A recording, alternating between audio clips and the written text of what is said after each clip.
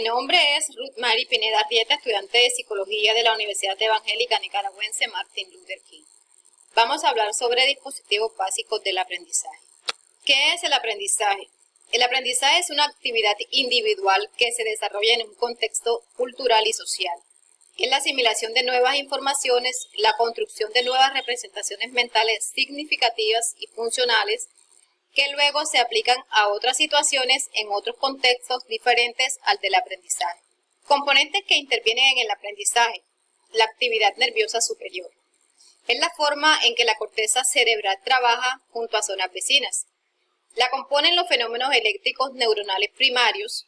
Se manifiestan a través de la determinación clásica de potencial de membrana, como son potenciales de acción, posinápticos, excitatorios e inhibitorios. Las actividades nerviosas superiores son los reflejos condicionales, el inhibitorio, la sistematización, el estereotipo dinámico. Ahora sí vamos a hablar de los dispositivos básicos del aprendizaje. Son las capacidades innatas indispensables para el aprendizaje. Cuando se carece de estas capacidades, hay un déficit de aprendizaje en el niño o en el adolescente o en el adulto. El primer dispositivo es la sensopercepción. Es la interacción de nuestro cuerpo con el entorno. Se construye con olores, imágenes, sonidos, sabores y texturas. Y las sensaciones productos del movimiento. Este es un proceso neurofisiológico que permite captar información del medio, de nuestro cuerpo, a través de receptores, los cuales están distribuidos en todo nuestro cuerpo. Existen receptores externos, son los sentidos, que reciben y procesan la información sensorial, como la vista, la audición, el gusto y el olfato. Y los sensitiva, como el tacto, dolor y temperatura. Hay receptores internos que se hallan en las vísceras y se relacionan con la conducta emocional. También los receptores internos pueden ser los músculos y las articulaciones, los cuales están vinculados a la función motora. Los componentes de la sensopercepción son componentes físicos como los estímulos y componentes fisiológicos.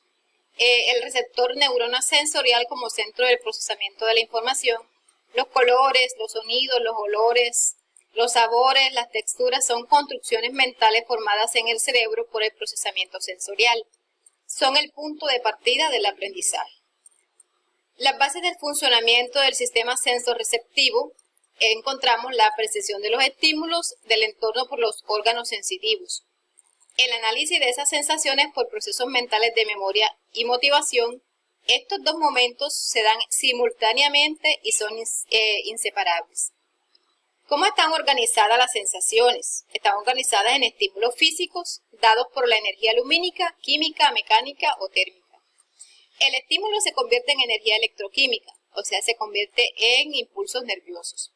La respuesta al mensaje dada por la percepción interna de las sensaciones.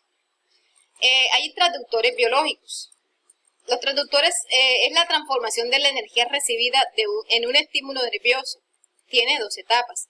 La transducción, que es la transformación de la energía del estímulo en una despolarización o hiperpolarización de la membrana de la célula receptora.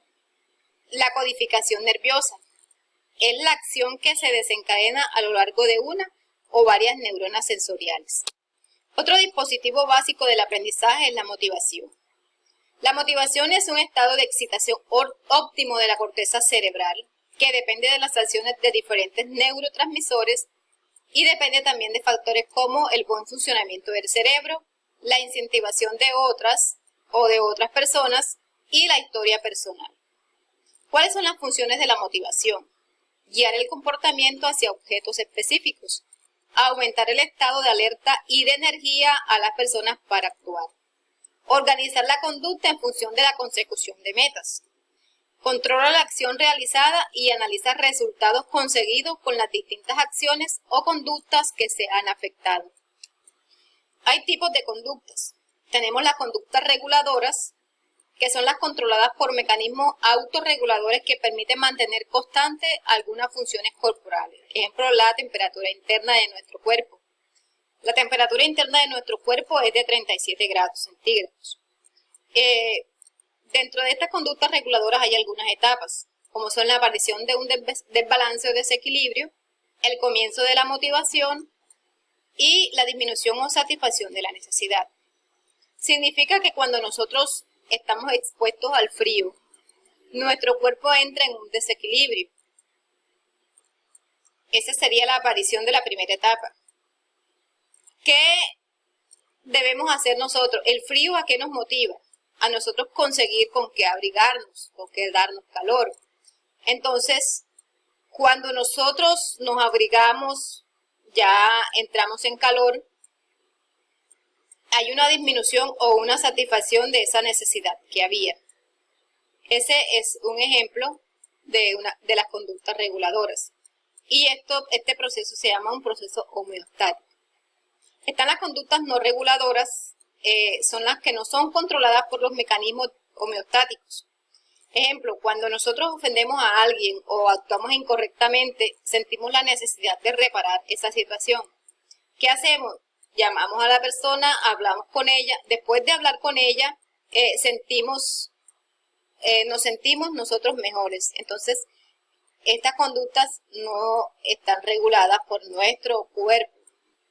La motivación tiene bases biológicas. La motivación se puede describir como una red de neuronas donde estructuras del sistema límbico funcionan en coordinación con la dirección de la corteza prefrontal. Tiene aspectos fisiológicos y aspectos cognitivos. ¿Qué estructuras están vinculadas a la motivación? El tálamo, la corteza, el cerebro, el núcleo accumbens, el sistema límbico y el hipotálamo. La motivación se desarrolla en el mesencéfalo y su neurotransmisor es la dopamina. Esta es la encargada de activar los centros responsables de la actividad motora y los centros del placer. Es responsable de potenciar la memoria y la atención. También intervienen otros neurotransmisores como la noradrenalina, la adrenalina y la serotonina. La habituación también es un dispositivo básico del aprendizaje. Es la pérdida de la capacidad que posee el estímulo para producir el estado de alerta. Se da a través de la repetición de ciertos estímulos que se hacen monótonos y se genera la diferencia de la información en importante o no. Este mecanismo de habituación favorece la concentración. La ausencia de este mecanismo nos estaría disponiendo a responder ilimitadamente a cada estímulo sin poder concentrarnos en algo concreto. La atención, otro dispositivo básico del aprendizaje. Su función es seleccionar entre una gran cantidad de estímulos sensoriales que llegan simultáneamente y de manera continua al cerebro. Diariamente nosotros estamos rodeados de cantidades de estímulos. Entonces la atención es focalizarnos en uno de esos estímulos específicos. Encontramos diferentes tipos de atención.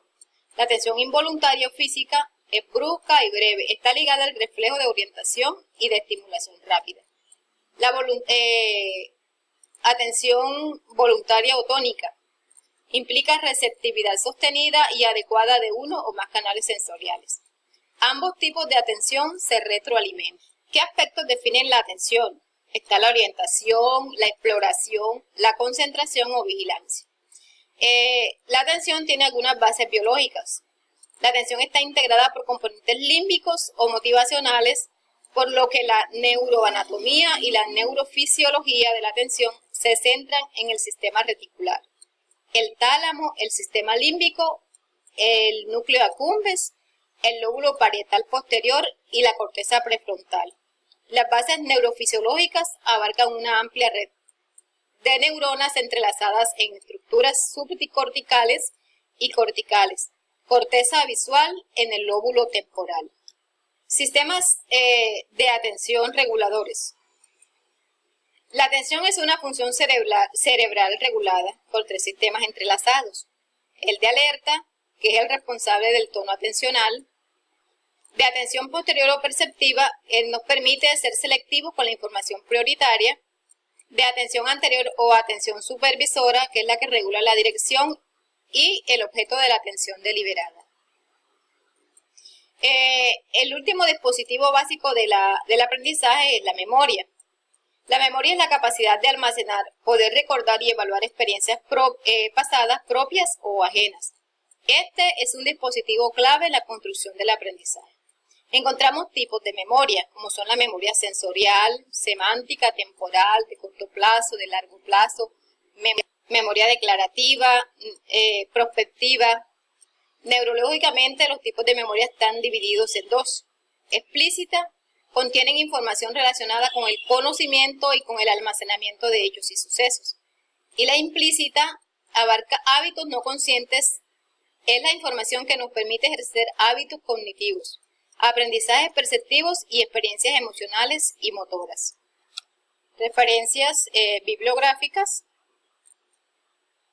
y muchas gracias por su atención prestada.